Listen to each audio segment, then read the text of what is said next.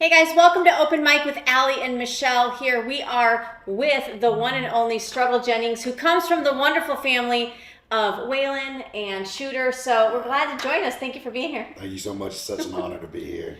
It's our honor to have you here. You're amazing. No, I'm such a fan, and I love y'all so much. Awesome. Well, thank you. I mean, I love all of your music, especially when I think it's God, We Need You Now. Yeah. My girls sing the ever-loving mess out of that song. Yeah. We have videos of us in the kitchen cooking, singing it. My 9-year-old, he was trying to rap your lyrics, and it's really cute. It's adorable. Yeah. So you are on our playlist all the time. So they just love you. So thank you for coming. It's an interesting sound. So I grew up on country music. Love good old, I'm going to give away my age here, but 80s, 90s country music. But then if you're anybody who's grown up through the 90s and you like country music, but you also like some R&B rap, yeah, you've kind of married the two. So tell us a little bit about how you came about having that sound. Where did you start from? Yeah, well, so I was an 80s baby as well. And so I loved rap, right? But country was always like a backdrop. So like my uncles and my mom and, family members, my dad, people were not only listening to country, but then Waylon being my grandfather and me getting blessed with the opportunity a few times as a child to go on tour because my mom was singing backup. That's awesome. I fell in love with the sounds and the steel guitar and, just the whole show, right, and the storytelling. But then in my era and the way I was raised and where I was growing up, rap is what spoke to me. Those were the stories that made me feel not alone or like I had something to latch on to, Right. So I was just always predominantly a rap fan. And then as I started realizing, hey, I want to do music, coming from a long line of incredible singers, I was like, yeah, maybe that ain't for me. I don't know if I can hang with them. So, rap is where my heart was, but I always had such a deep love for country music. Yeah. So in the early 2000s, when I was starting my rap career, and I just got out of jail and was a single dad with 2 kids and like doing the right thing, and it turned it around the first time I turned it around. And I was sitting there and I was like, man, we and I and everybody has sampled every Al Green song or Marvin Gaye song there is to sample. Right. We have overdone the Isleys. Overkill for sure. Yeah. So, for sure.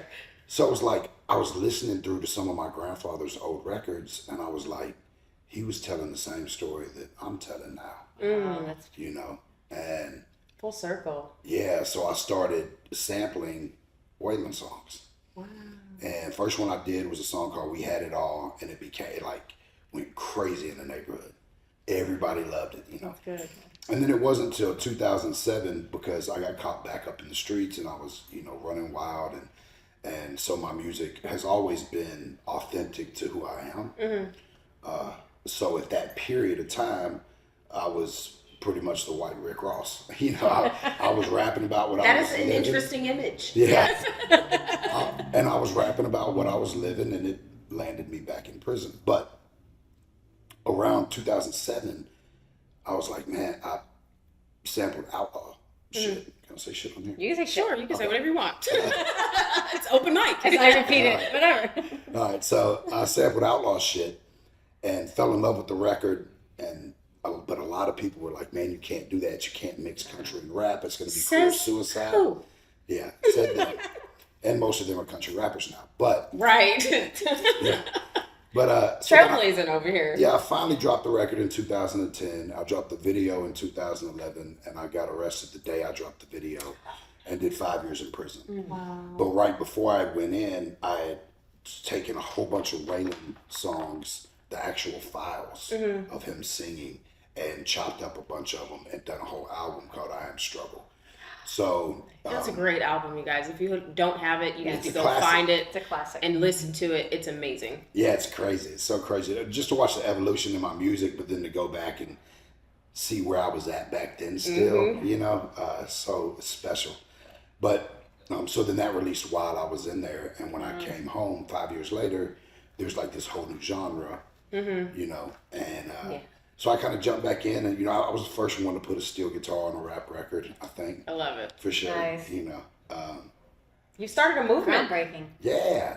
Like, was that your intention to like trailblaze that? No, or you know, I've always just done everything to like what's in my heart. okay. So music was always my therapy and my outlet and my expression. Like Right, most creatives, yeah, right? so You know? I was just doing what was true to me, and it ended up being what a lot of people needed and wanted as well.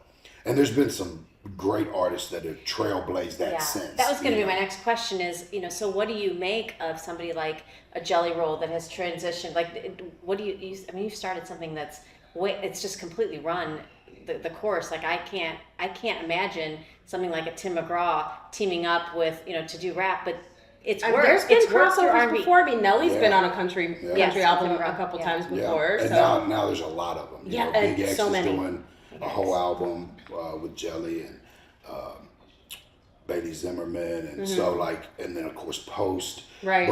But Jelly, you know, me and Jelly have been friends for 25 years. So he was there through all of that, and he was a part of that, right? And now watching his transition into country, and now even beyond country, because he's just getting bigger Christian and bigger. music too, yeah. Watching that has just been so amazing, you know, because I mean, the guy slept on my couch for years. We went through a lot of things. We buried a bunch of friends together.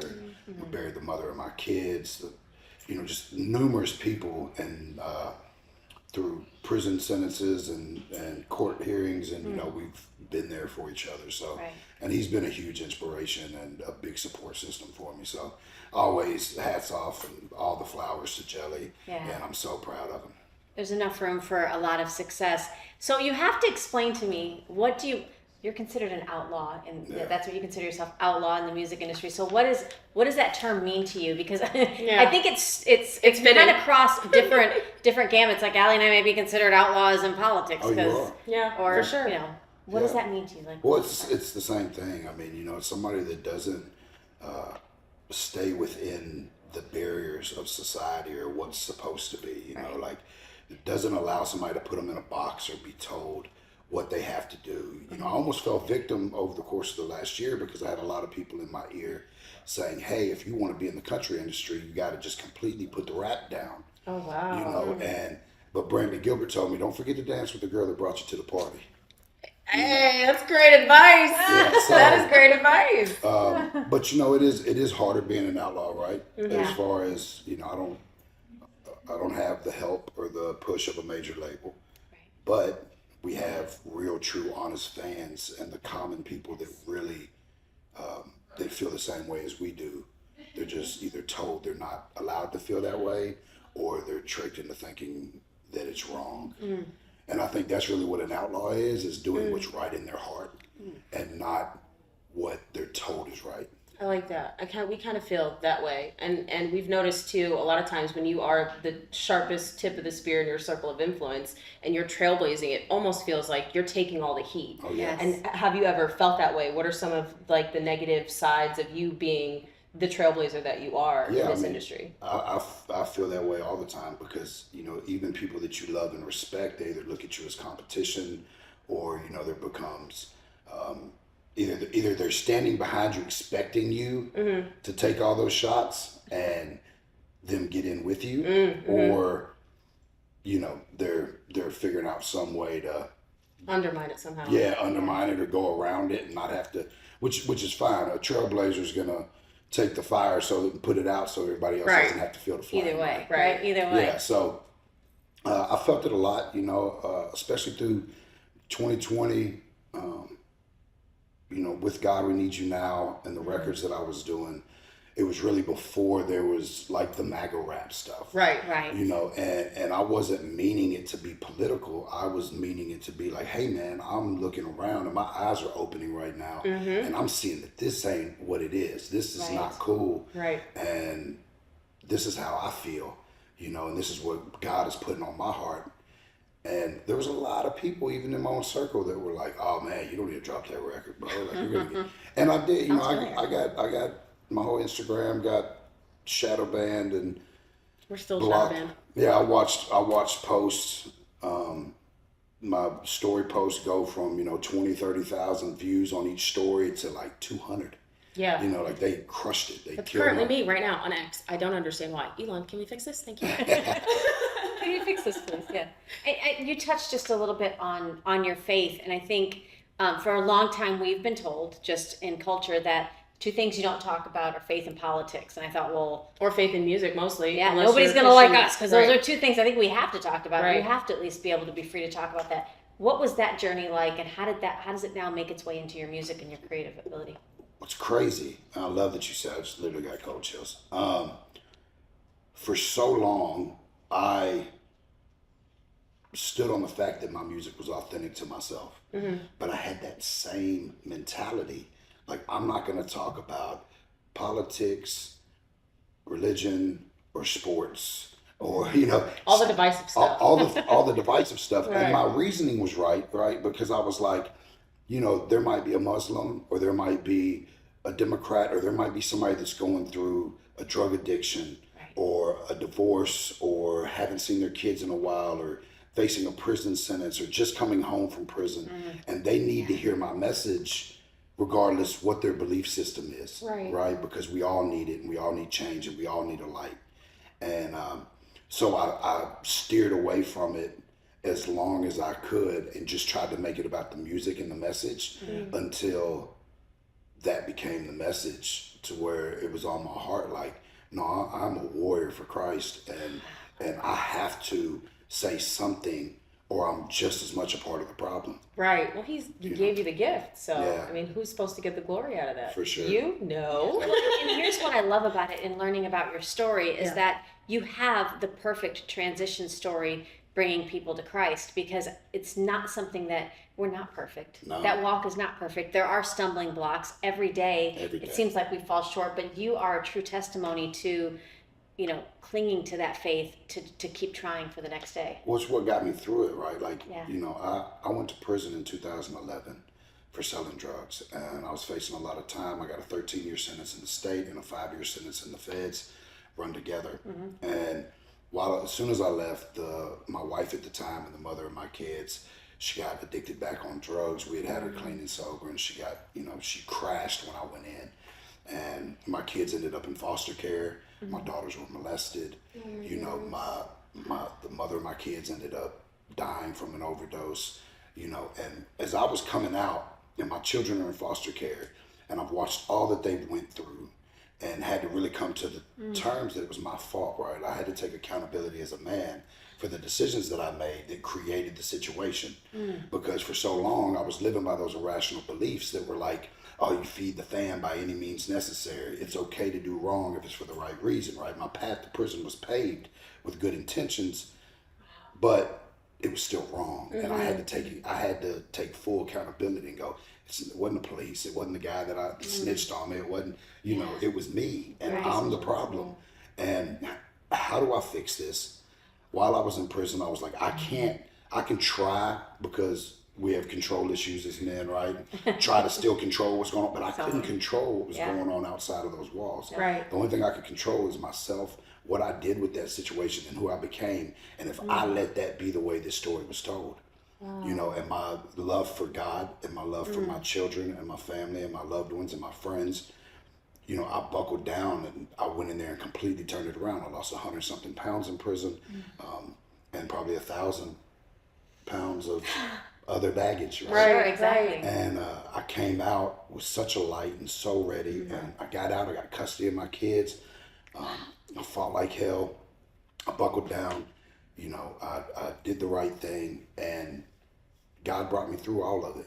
He just, we say we let go a lot, but until you completely surrender and you really let go and go, okay, cool, like, I don't know what this is going to look like. Yeah. And what I want might not be what you want for me. So it's like, whatever's in your will, God, just let it be, and I'm going to trust you and have faith in you. My grandmother, Jessie Coulter, who's an amazing artist as well, she had planted that seed, and her mother was a Pentecostal preacher in the mountains of Arizona back when women couldn't speak in church. And she was like deemed being crazy because she'd take people up to the mountains and pray over them and heal them, right? And what an anointing. I know, right? yeah, so my grandmother always told me that. Like, she was like, "You are the seed of the righteous, and you have a special anointing, but don't take it for granted." You know. And Oh yeah, because that anointing can be removed just like that, baby. Oh yeah, and I played with it. You know, there was plenty of times when I was in deadly situations and facing, you know, tons of years in prison, or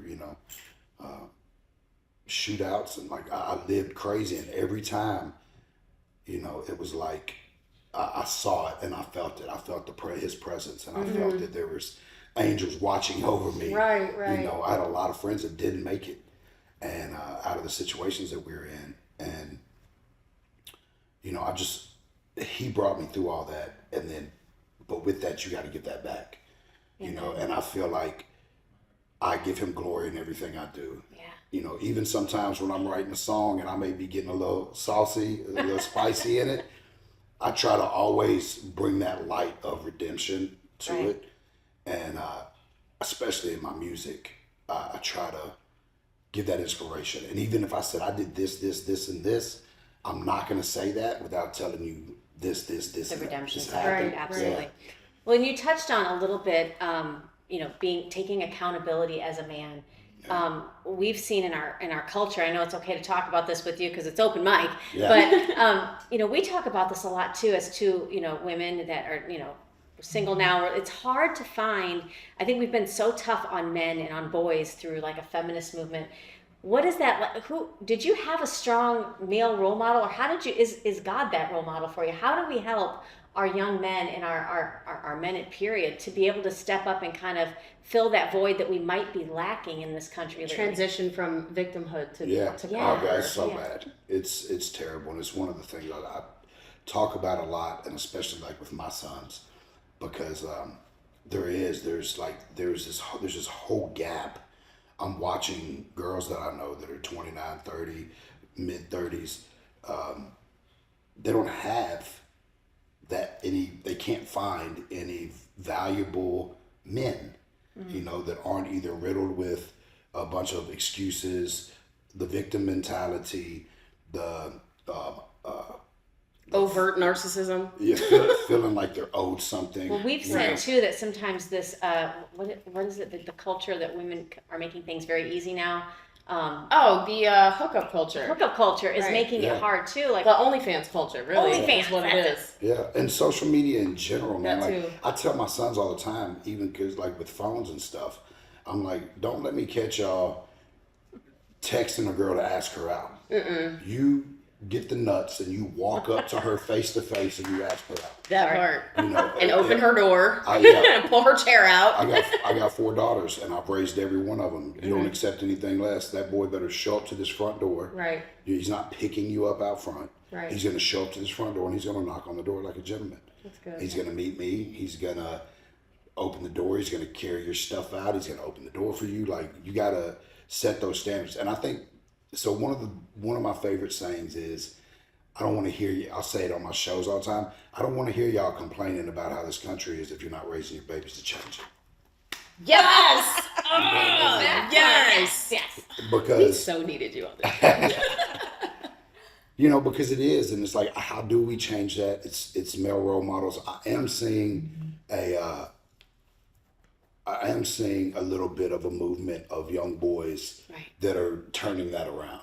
Like my son, I got a son named Sincere, and he's heard me talk about how we grew up so much that like I pull up to the house the other day and there's like 20 bikes in my front yard.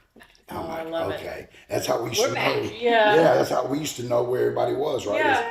And but I think that like the convenience of being able to hide behind that phone and that and the stuff that they're seeing. You know? It's so readily accessible. Like it's just, you know, remember when you had to be tethered to the wall with a phone? Oh, yeah. Everybody knew what your conversation was. Now you just, Yeah, and you had to call and you had to ask for that girl. Yes. It's her dad. Can I please speak with, Yeah, you know, so Good old days. there's a lot of that, and I don't know how to rewind it or reverse it, because so many people have you know, they built their lives or their careers around social media, around telephones, the accessibilities, the conveniences, that I don't know how we really turn it around except for just keep breathing it and preaching it and just telling these kids like, hey, be a fucking gentleman. And act it out. Act it out. Actually show them what that looks like. 100%. I think that's something that's also missing. Well, I kind of learned it's really easy. It's being a father, right? It's really easy. You give them the best advice you can give them. You be honest and tell them how your mistakes affected your life. Don't sugarcoat it and hide stuff, right? That's good. You lead by example. That part. And then you're there to pick them up when they make their own mistakes. Right. You got to let them make the mistakes, though. You can't save them. Too many times parents are saving their kids, and we can't do that all the time. The problem that these kids have is they also don't have the ability to make some of the same mistakes that we do. Right. Because you take a pill from your friend and it's got fentanyl in it, you're dead. Yep. Yeah. You know, we got to like learn life and do stuff, and you know, that they don't have that. You know, especially with like the sex trafficking and the little girls getting grabbed, and you know, all this stuff as well. It's harder for us as parents now, knowing what's going on in the world, to just let my daughters and them walk to the mall. We were told just don't come back when the streetlights are on. Yeah, I'd be 5 miles away in an abandoned house, you know, like trying to light a cigarette with some matches, you know, or exploring the town. And it's hard for us to let them do that now.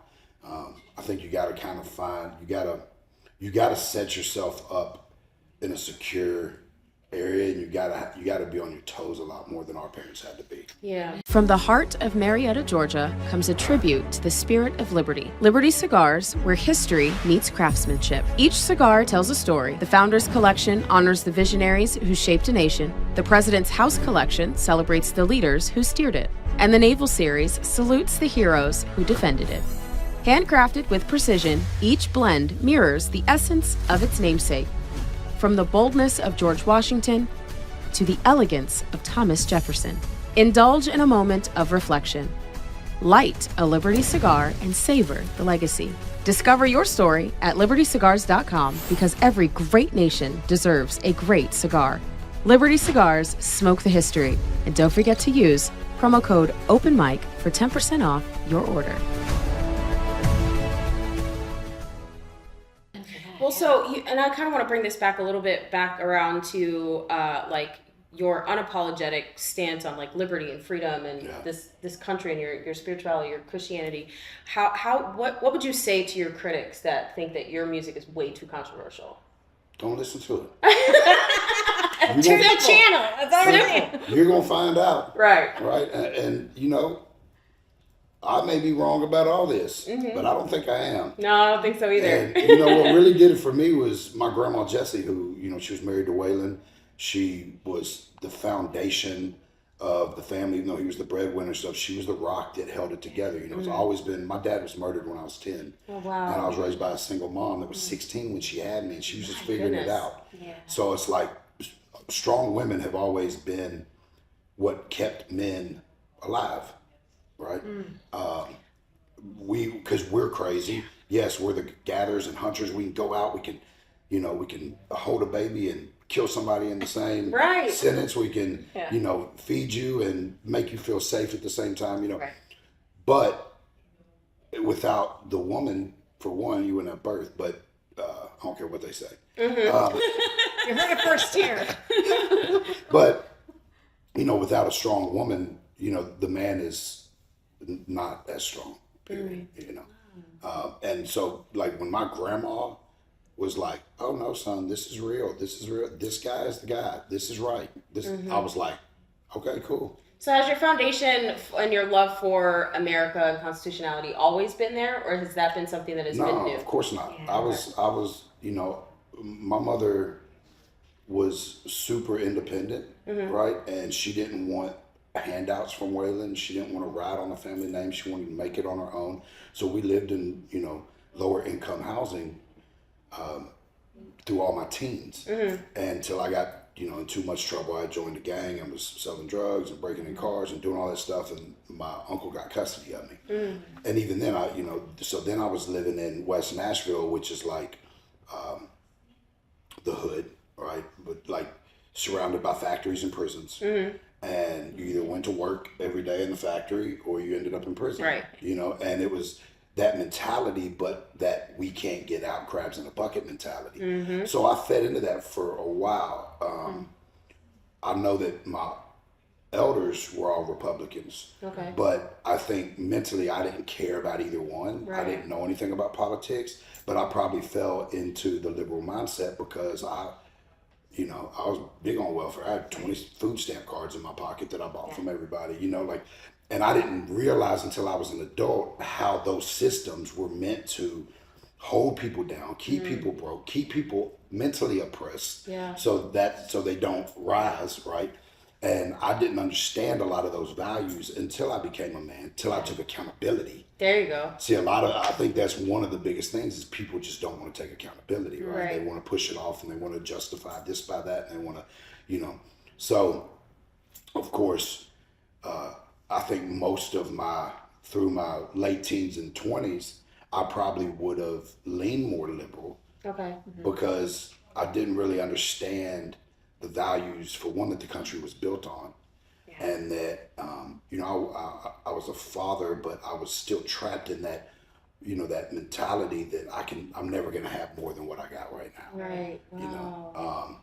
And it wasn't until I got out, I cleansed myself of all these irrational beliefs, and I became a father and a business owner and a homeowner and a real member of the community. That I realized, like, oh no, I've been wrong.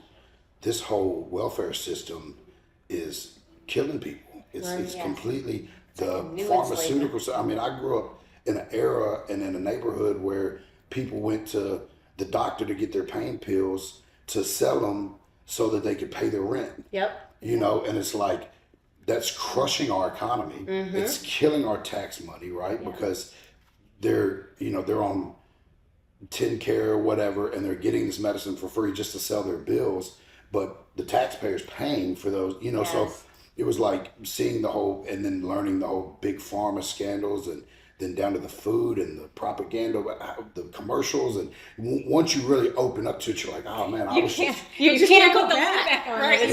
Yeah. So one of the artists that you've worked with is, I guess, would be considered one of like the biggest, like, controversial artists, which would be Tom MacDonald. Yeah. Yes. What was that like, and how did that collaboration come about? So Tom MacDonald, before anybody knew who he was a fan of mine, became a friend. That's awesome. I took him out on a tour. He opened up for me. Really? Yeah. That's so nice. Him and Nova came out. He rocked the stage, and I love it. that was probably like 2019. Wow. And then he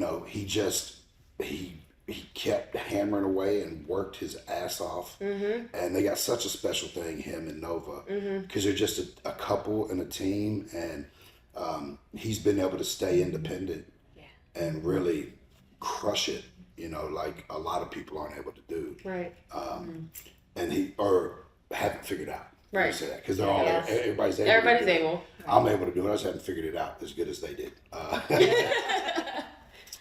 Because I went through phases too, where it's like, oh no, I'm gonna sign with a label. No, I don't want to sign with a label. Oh, I want to be in stadiums and do this. No, I don't know if I really want to do that. I want to still ride around with the windows rolled down and go to the grocery store and pick out my own fucking vegetables. Right. There you go. Like, I want to build, life, I want to build generational wealth, and I want to reach heights to show my children that things are possible. Yes. But I also don't want to have to sacrifice my integrity, who I am, or change the. We get one life. I don't want to spend it in the house having to, Draw the blinds. phone call groceries in. You Yeah, know what I right, mean? yeah. Is that why you stay independent? Yeah. Okay, cool. Yep, and that's why I'm gonna continue to stay independent. I danced with last year the thought of going with a label and breaking into country and getting country radio, and it'd be so great to hear my songs on the radio. But there's so much also that can come with it if you're not careful. You go be around him for a few days and see if you really want that. Yeah. Like there's a lot to that, and there's a lot, and he's working his ass off and he's crushing it. But there is a lot to that, and I kind of like my privacy, and I kind of like being able to move around my community, and I kind of like being able to do some things that a lot of big artists don't get to do. You're right. Stay local and accessible. That's Yeah. good to your fans. I like that. And I don't want anybody telling me, not that Jelly lets anybody tell him, because he's not. He's staying true to himself. Yeah. Not letting anybody tell me what I can and can't say. Like this, I'll tell y'all here first. I haven't told anybody this yet, except for my internal team. Exclusive. Yeah. But they told me so much that I had to stick with one genre if I wanted to really have that kind of career, that I'm dropping a country album and a rap album on the same day. Nice. You know, Nice. later this year, and Oh my God, excited. it's gonna be like, hey, you know, I know that Don't say it, some of the yeah. industry people might be upset about this, but this is Oh, my well, career and my right. life, and y'all are my fans, and I know that a lot of my rap fans have been starving. Some of them have transferred over and they love my country stuff, but a lot of them just ain't country fans. Right. You know, and they're wanting to hear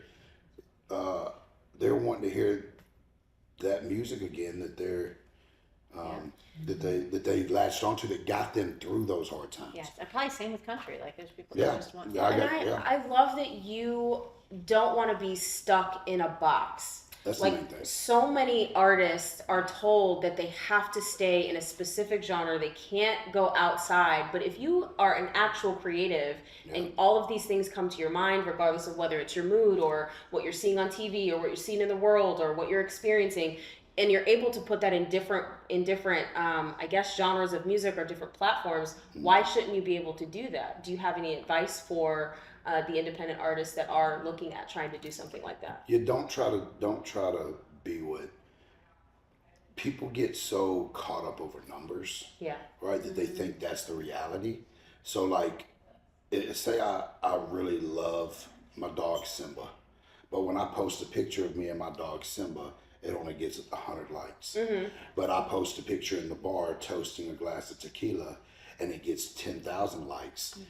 Am I gonna just start going and drinking every night so that I can get those likes? I would Or hope am not. I, you know what I mean? That's right. I get it. And then maybe that's a weird way to put it, but it's True. like I think people get caught up so much in what they think is gonna make them big. Yeah. Instead of just be true to yourself, and if it's gonna happen, it's gonna happen.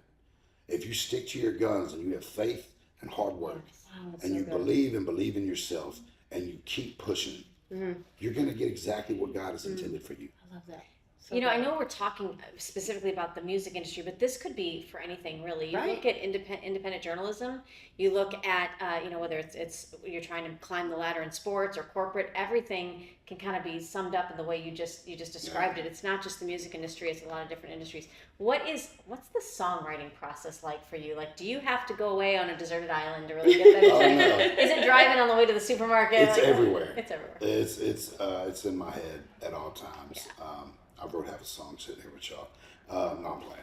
I'm excited. I want to hear it. Am I on it? What are we doing? But it's whatever I'm feeling that day, and like what the emotions are and what comes. Like, I just got the last year and a half I've been writing with other songwriters, because for so long being a rapper, you just write all your own stuff. Right. Well, getting into like country songs and writing, it started with me writing songs for my daughter and with my daughter, and then writing for my artist Caitlin Curtis, right, and writing with her. She's awesome. And my other artist J.D. Huggins, and then Bonnie Stewart, who is a Americana artist under me for a long time. Writing with them, it started to kind of spark that fire, and I enjoy that camaraderie and that like bouncing ideas off each other. It's fun. Yeah, so now like I won't do the 11 o'clock corporate song, right, where there's 5 guys in the room. I won't do that, but I'll hook up with these writers that wrote songs that I love, and we'll sit in there and we'll spend, a write is normally like 4 hours, right? They'll book you for 4 hours for a write, and we'll go in and we'll talk for 2.5 hours about life. Yeah. And then a song will come from it. Yep. And it's so cool. genuine and it's honest and it's not formulated. I'll never walk into a room and be like, we need to write a hit about this. Yeah. And some people are great at that. I'm not knocking that. Like Tom and those guys, something will happen on the news and they'll write about a topic. Yeah. I've never really been able to do that. I've done it a few times, but my creativity just comes from the emotions and my heart. I'm not saying theirs doesn't, but you know what I mean? Yeah. And it's hard to schedule that. It's Yeah. not like you can, it's just like wanting an appointment with God. You kind of got to just make yourself Yeah. available. You're not Yeah. like, you're not on time. I had 15 minutes. No, that's not Well, how it so works. this brings me to my next question. We heard a new song that you've created with Hadass. Oh, yeah. We love Hadass. Yeah. Great song, by the way. Yeah. What was the inspiration behind that? Well, so Sonny had called me, and he said, hey, I want you to come down here. There's this really cool thing happening down here, and I want you to come do a song and check it out and be a part of it. So I was like, all right, cool. I had no idea what I was walking into. For one. Most of us don't. So I come in and we pull up and it says, We the People Clinic. And I'm like, okay, this is cool, right? Well, first, I knew that it was a song about autistic children. Okay. So I had told Sonny, I said, well, I would love to, because I have some autistic nephews and family members and stuff, but I would love to go meet some of the families and the kids before I write the verse. Yeah. You know, I want to feel Yeah. and be able to convey what they need to hear. So pull up to the clinic, walk in, meet this big guy named Vic. And I'm like, have we known each other 30 years? Like, he's just one of those souls Yeah, that, like, yeah. as soon as you meet him, you're like, oh yeah, he's one of my people, and he's incredible. And then to watch all the stuff that they're doing, and then, you know, sitting with the family, a couple families, and watching one of the fathers crying, saying he just wanted to hear his daughter's voice, right? So I came back and conveyed all of that through my verse, what I felt leaving there that day, and like, if I was him, what I would want to say. Wow. The next morning, that little girl spoke her did. first She did. words After and treatment. smiled Yeah. for the first time after the treatment. Yeah. And I mean, it was such a beautiful moment that I'm back here now. So excited. You know, so, cutting the whole album. But I love it. but yeah, so yeah, I love what they've got going on there. It's so special and so real, and it's true. Like, I mean, he's really fighting Yes. that fight, and he's Yes. doing it in the way, you know, some of us, I know him, some of us would love to fight a different way, you know, but you got to attack the problem right at the source, you know, and I think he's winning a battle. Absolutely. And hopefully a lot of people pick up their swords and fight that same fight with him. That's so true. So this is a documentary that will be coming out about what We the People Clinic, with the help of Vic Miller, what they're doing to try to this groundbreaking treatment that really is reversing the effects of autism. And your song will be featured in that. So you know, just like, you know, we could talk for just a second about somebody like Vic. You know, you would think that God is going to choose the people that are the most qualified, right? So why get involved in a healthcare setting if you're not somebody that's a healthcare professional? But he doesn't call the equipped, he equips the called. And I think that if we can remember that, whether it's independent media or it's music, whatever that looks like, right? We all have a calling. Yeah. Sure. Yeah, because I prayed really hard to sing like Teddy Swims, and he hasn't quite gave me that.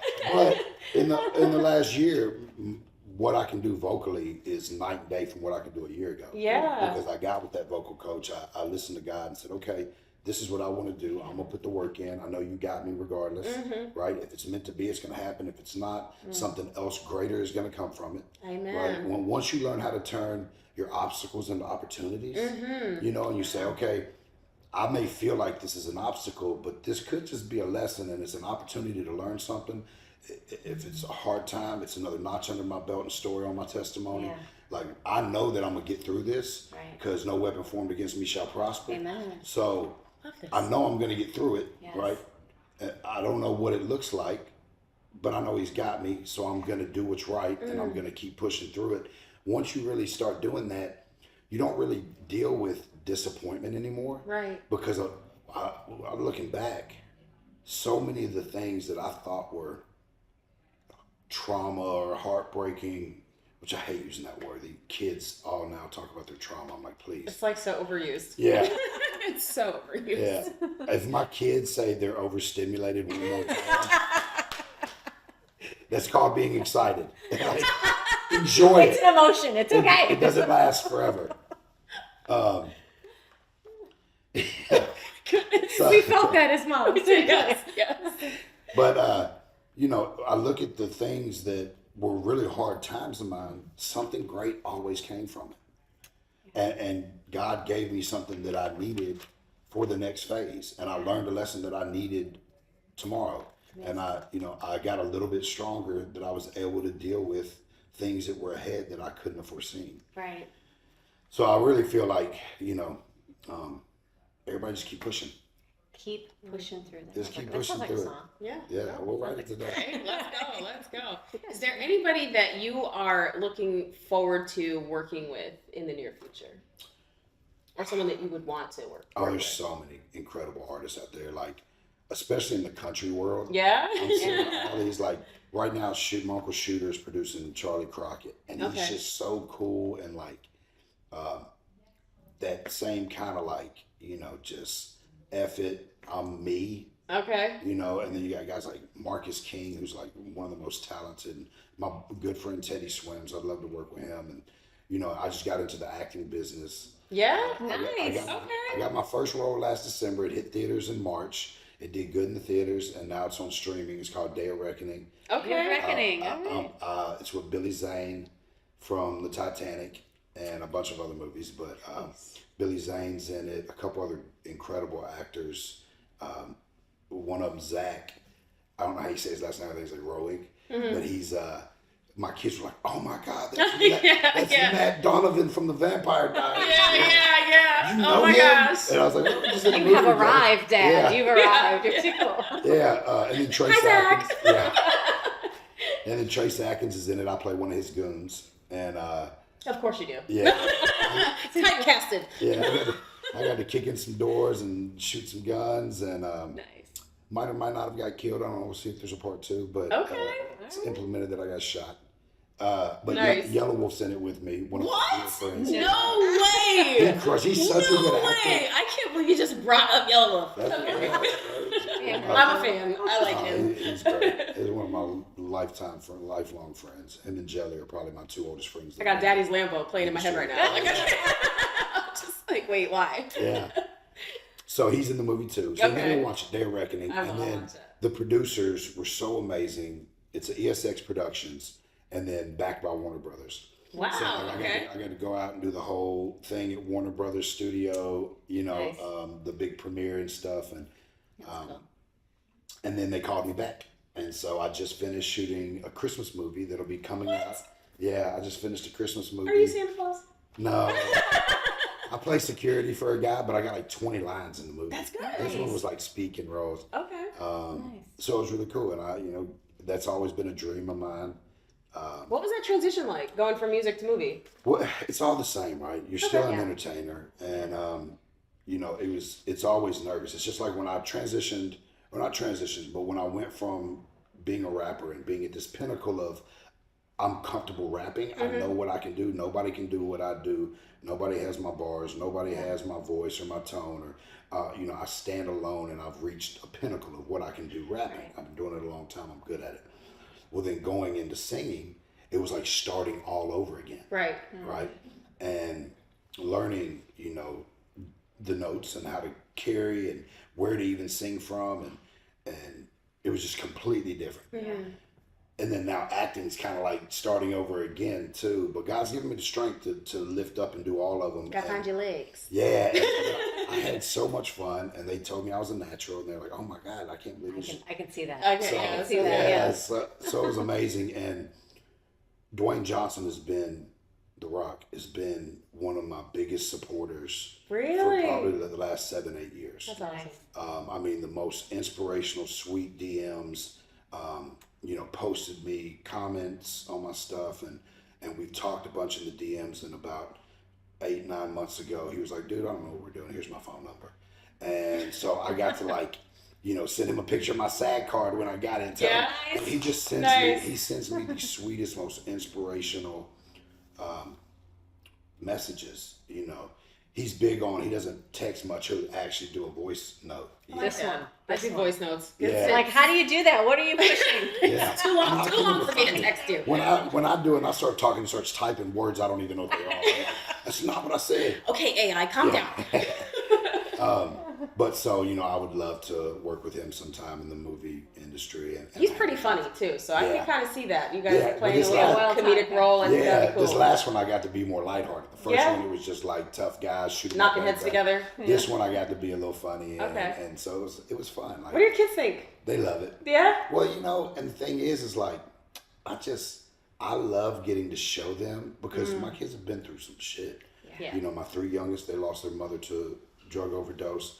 When I went to prison, they were dragged through the hood, through trap houses, ended up in foster care, bounced around in different foster homes. You know, my 20-year-old daughter, Innocent, she was 5 when I went to prison. You know, I'd call home from jail and she'd be crying because her mom was passed out. It was 5 o'clock in the afternoon. Her siblings hadn't ate. And I had to teach her how to make macaroni and cheese from a jail phone, right? Baby. That girl graduated with 3.9, 6 months early last year. Oh my gosh. She went to Western Kentucky. You know what I mean? Like, she's crushing it. She's living life, and she hasn't let her past define her. My 17-year-old daughter, she doesn't have a grade on her report card less than a 97. Wow. You know, she's riding around in a brand new Lexus SUV, works full time, goes to Bible study in the morning before school at the coffee shop. Shut Has an up. incredible boyfriend that's like huge soccer star. So like, I'm watching the tide shift and Breaking generational curses Yes. through strong leadership. Yeah. Yes. And And accountability. and accountability. You know, and I get to wear the badge. Like, yeah, okay. I did that. I did this by making that decision to turn it around and getting out and manning the fuck up, making the sacrifices, making the decisions to change, and being there for those babies and giving them a strong foundation and somebody to fucking look up to, somebody to say, my dad works really hard and he really believes in God and he loves us enough that he didn't keep going back to that. Can we clone you? There's way better. There's way better out there than me, baby. I'm still. Can we clone this? I'm still mentality messed is up. important. I'm rough around the edges, but and then my 2 stepkids, they lost their father to a drug overdose. Oh wow. My 2 oldest kids, their mother, she's 3 years sober now, and she's doing good, you know. That's good. And all my kids are thriving, you know. My daughter Brianna, I think she's put out like her 5th album. She works 10 hours a day on a farm just because she wanted to learn how to grow vegetables. She's out Good there for like her. That's cowboy boots, you know, shorts with her hair up, pistol on her waist, digging strawberries up, you know. I love it. Brings me a big basket of fresh fruit and vegetables every week. And, you know, one of my sons is boxing, the other son's playing football.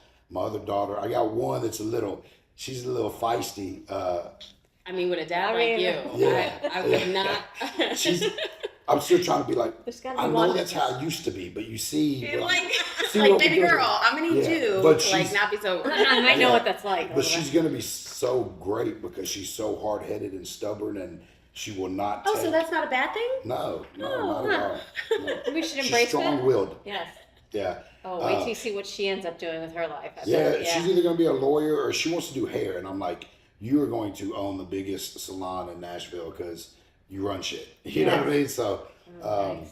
and then my other son, he just got his first apartment, and he's doing good. He got him a job at FedEx. So like all the kids are thriving. Everybody's doing good. amazing. They don't have to think the way I thought. They don't have to be caught up in the same cycle that their families have been in before. You know. And they've all learned so much and have so much strength and resilience. And every one of them has such a great testimony now that, like, no telling, they may change the world. So I just keep plugging away and trying to be the best that I can be, and you know, living in gratitude and thanking God and asking God for a lot of forgiveness every day. You know what I mean? Yeah, every Because day. you know, we're human, and you know, he knew that, right? So, Have you ever experienced cancel culture? well, I probably would have if I ever believed in it. Oh, okay. I believe in it. No, I mean, I know that I've seen it right. exists, but I've always been like, well, you can't cancel me because I don't care. There you go. You know what I mean? that. Like, I didn't require a membership. Try to cancel. yeah, right. Yeah, but you know, I've seen it, and some of the things, you know, I get. Like, I had a fan going in on me because I wear Jordans, and they're like, you know, that's made by slave kids in China, and I'm like, you're not going to take my Jordans away from me. I wish I could fix China. Right. I wish I could fix that. But Michael Jordan was a huge Yes. inspiration in my life, and he was, he was somebody that I always looked up to as a champion and a man and a sports player, and so I love the shoes, and I couldn't afford them when I was young, so now I like to have them. And you're not going to save China by one pair of shoes. No, You're not. no. Anyone else in culture inspire you? You just mentioned Michael Jordan. Anybody else? Like musician-wise? Well, musician-wise, I've got them painted. I got a big mural in my house, and I've got, this is crazy, I've got Waylon, of course, right? Yeah. I've got Pimp C. Okay. I've got Tupac. Of course. Yeah, I was great. And then Michael Jackson and Elvis, right? Because Great. of musical influence. Oh, that is right? amazing. That was my era, and I've had fans say something about it too. Michael Jackson, I'm like, listen, Stop. what He was an icon. Yeah, like what he did, like he's not here to defend himself for one. Exactly. If he did do that, shame on him. I love his music, and Right. Well, we have a running joke in my family that Prince is my dad. Oh yeah. So my mom is like obsessed, and she's met him a few times, I and can like see it. my father kind of resembles Prince a little bit. And I was Yeah. like, Mama, you got a type, don't you? Yeah. That's so cute. It's a running Prince joke. was great. Gwen Guthrie is my aunt. Oh, yeah? Wow. Yeah. So I got a little bit of that in my family, just a little bit. But there's been so many people that inspire me and still do. I see artists all the time that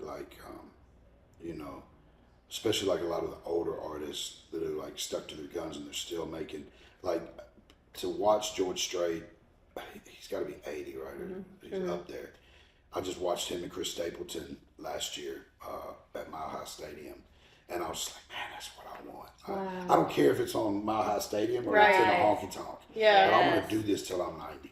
That's I awesome. want to sing, and that's one of the reasons That's that inspirational. as I was growing into the person that I am, that's one of the reasons that I wanted to make country music, because I love country music, but I don't think I could be up there rapping at 92.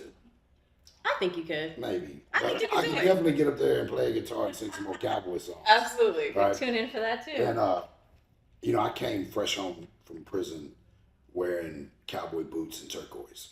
And my story with turquoise was, when I was a kid, it was always my favorite stone. But I was so caught up in it wasn't cool. Yeah. Right? Yeah. So I was so caught up in it had to be diamonds and all this flashy stuff. Culture. Yeah, culture, right? Then I was like, you know what? When I get out, I don't care if they think I'm gonna wear turquoise. And so I got turquoise grill and everything. I've had that grill since 2019. Wow. Okay. Yeah. I was tagged when Beyonce posted hers the other day. I was tagged like 500 times. People going, Struggle did it first.